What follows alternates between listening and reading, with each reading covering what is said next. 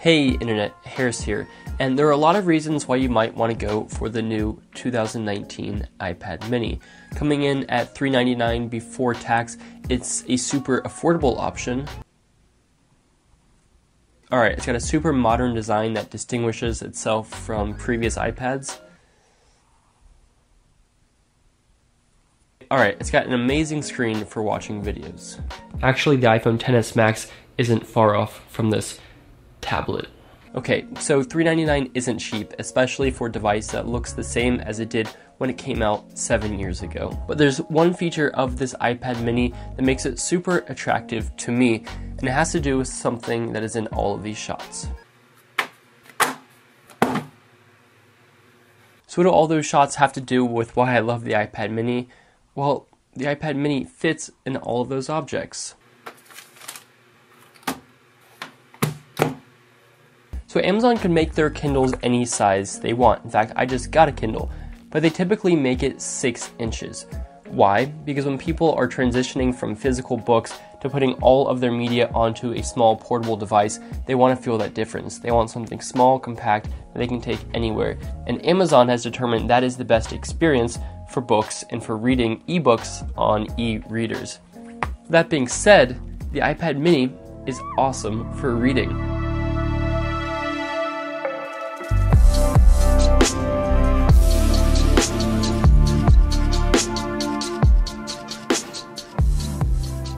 Kindle reading, Apple Book reading, PDF reading, whatever it may be, I've loved this for reading for the first time really on an iPad in a while.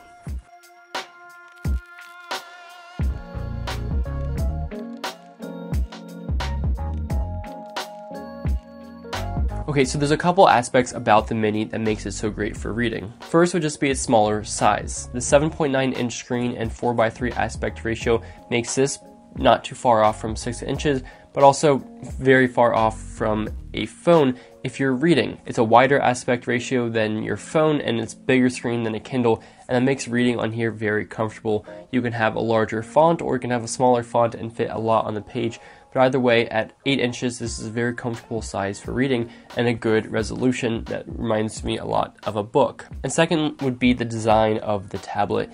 It's thin, it's lightweight, and that makes it very comfortable to hold in bed for long periods of time, one-handed, whatever I need to do.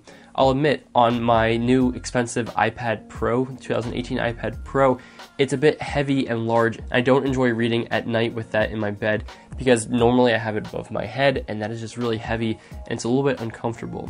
But this iPad is so light and thin that I can easily hold it in one hand. And then it has that quote-unquote outdated design. It has those bezels which the new iPads lack or are starting to lack. And when bezels go, so do a comfortable holding position. I really enjoy having these bezels back to hold onto the iPad comfortably, especially in landscape. It gives me somewhere to put my thumbs, somewhere comfortable to hold the device, and I really appreciate that about this iPad mini. And I've enjoyed reading Kindle books and Apple books a lot on here, something that other iPads are not nearly as comfortable for, not nearly as light, not nearly as small, and the new iPad Pro doesn't have those bezels to hold on to. Now, of course, this does offer disadvantages over a Kindle. It doesn't have that e-ink display, so you're gonna have to deal with fingerprints and reflections.